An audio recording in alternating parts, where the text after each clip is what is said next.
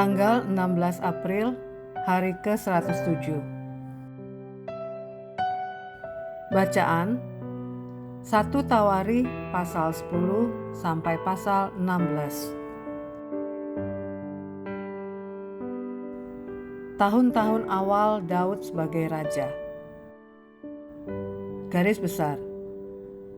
Karena Tawarikh ditulis dari sudut pandang seorang imam dan bukan penghuni istana, topik tentang bait suci dan ibadah di dalamnya menjadi tema utama dalam karya penulis Tawarikh ini. Dengan demikian, usaha Daud untuk mengembalikan tabut perjanjian ke tempat yang seharusnya, peristiwa yang hanya disinggung singkat dalam 2 Samuel, dijelaskan dalam 3 pasal penuh pada bacaan hari ini. Dengan motivasi yang benar, namun metode yang salah, Daud mempelajari bahwa melakukan kehendak Allah di luar cara Allah bukanlah kehendak Tuhan. Ketika tabut perjanjian akhirnya tiba di Yerusalem, kegembiraan nasional terjadi karena kehadiran Allah ada di tengah-tengah umatnya. Renungan harian.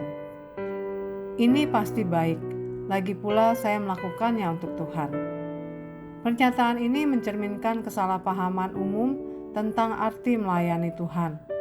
Namun, apakah tujuan membenarkan segala cara dalam melayani Tuhan? Daud memiliki ambisi yang baik. Dia ingin mengembalikan tabut ke tempat yang seharusnya di Yerusalem. Namun, dalam semangatnya, ia tidak memperhatikan hukum Allah tentang bagaimana tabut harus dibawa. Bilangan pasal 4 ayat 15. Sebaliknya, ia melakukannya dengan cara yang nyaman baginya, dan akhirnya adalah kematian Usa.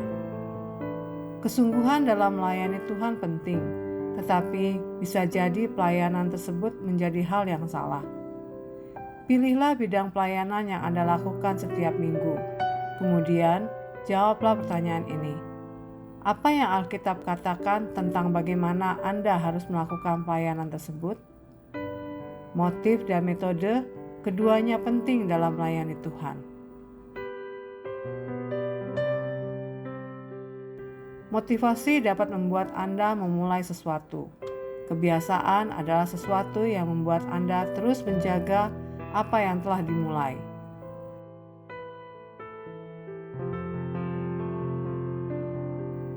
Pendalaman. Benar-benar diurapi. 1 Tawari pasal 11 ayat 3. Pengurapan Daud sebagai raja atas seluruh Israel sebenarnya adalah pengurapan ketiganya. Pasal 11 ayat 3. Pengurapan pertamanya dilakukan secara pribadi oleh Samuel dalam 1 Samuel 16 ayat 13. Sedangkan yang kedua, secara publik saat ia dinobatkan sebagai raja atas Yehuda dalam 2 Samuel pasal 2 ayat 4.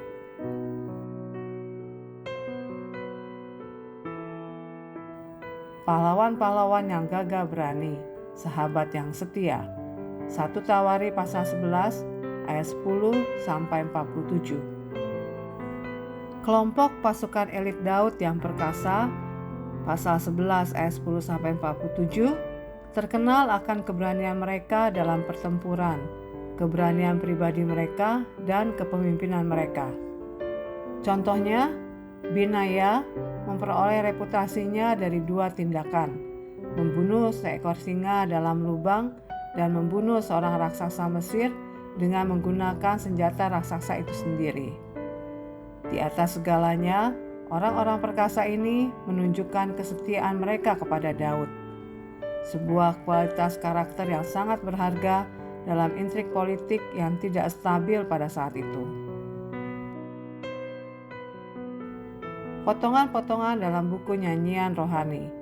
1 Tawari pasal 16 ayat 8 sampai 36. Bacaan dari 1 Tawari pasal 16 ayat 8 sampai 36 dilantunkan saat tabut Allah tiba di Yerusalem. Tetapi nyanyian ini sebenarnya muncul dalam 3 mazmur terpisah yang kemudian digunakan dalam ibadah rutin di Israel. Anda dapat menemukan ayat 8-22 dalam Mazmur 105, ayat 22-33 dalam Mazmur 96, dan ayat 34-36 dalam Mazmur 106. Tunjuk ayat 34-35 tidak dikutip bersamaan dalam Mazmur 106.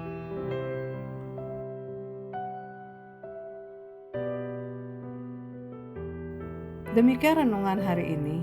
Jika Anda ingin mendengarkan bacaan Alkitab hari ini, silakan buka tautan video yang tersedia di layar Anda. Amin. Tuhan Yesus memberkati.